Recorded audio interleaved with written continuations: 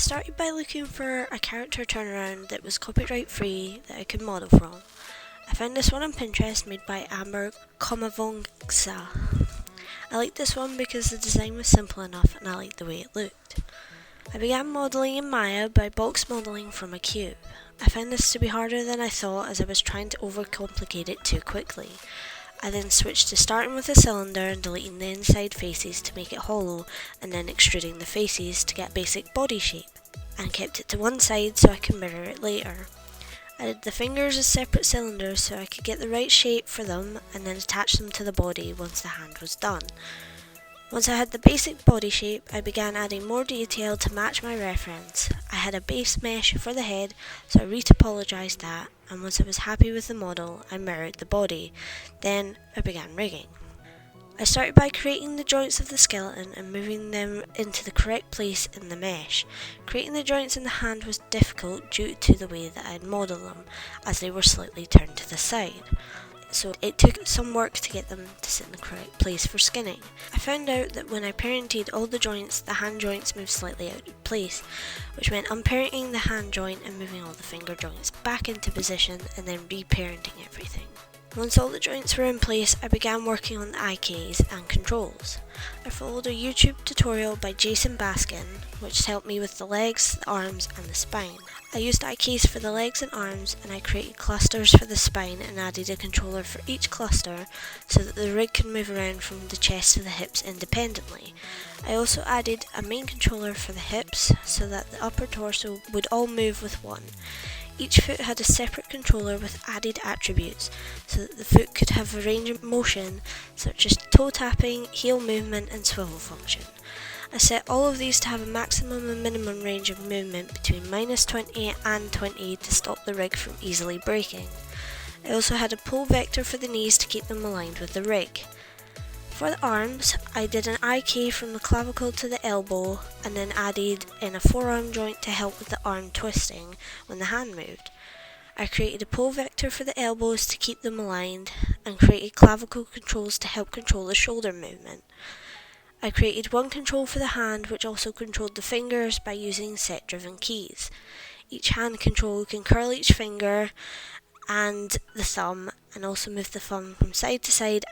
I felt this was more user-friendly than several different controls for each finger. In the head, I added a jaw joint so that the mouth could open and close. I also created blend shapes for the facial expressions, such as blinking, smiling, frowning, opening, squinting, grin, wide eye. I also added some for the teeth and tongue so they could be moved for lip syncs. I created an aim constraint eye controller so that the eyes could be controlled easily with one control, and also added a control for each separate eye as well. I also had a root joint at the base for the rig that controlled every joint so that the rig could be moved and scaled easily. After all the joints were in place and had controllers, I changed the colour of the controllers so they were more easily defined. It was time to bind the skin and begin weight painting. After binding the skin, I realised the eyes were not moving with the head the way they should, so I had to unbind the skin, parent the eyes to the head joint to get them to follow the head when it moved. This fixed the issue I was having where the eyes would stay in one place. I started weight painting the legs first as I felt that they would be the easiest place to start. I found a lot of weight was in the joints that shouldn't be affected, such as when I moved the thumb, the hip would move. It was a lot of trial and error to get the weights to sit how they should. I had a lot of issues weight painting the jaw, and I'm still not 100% happy with it, but I think that is more due to the placement of the joint than the weight painting. After I was finished weight painting, I decided to add some hair.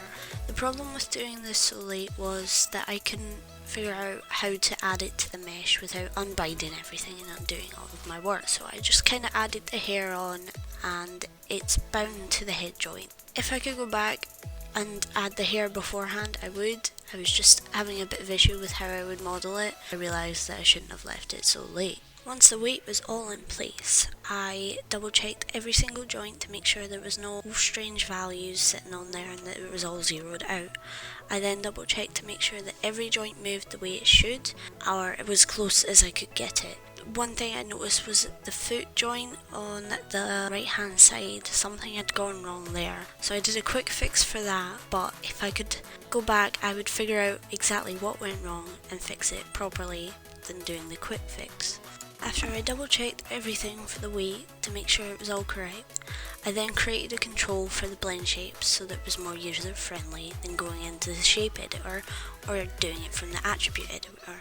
I created a box and I did it the way I'd done it before with rigs, where I copied and pasted from what I'd made before, which was controls that is just a box and a simple slider which is connected to the blend shapes. So I just duplicated all those to make accurate controls for this character, and then I went into the script editor and made sure that all of it lined up the way it should.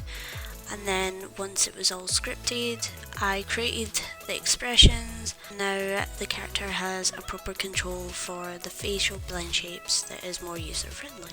It's also bound to the root control so that it all moves as one, and that is the rig complete.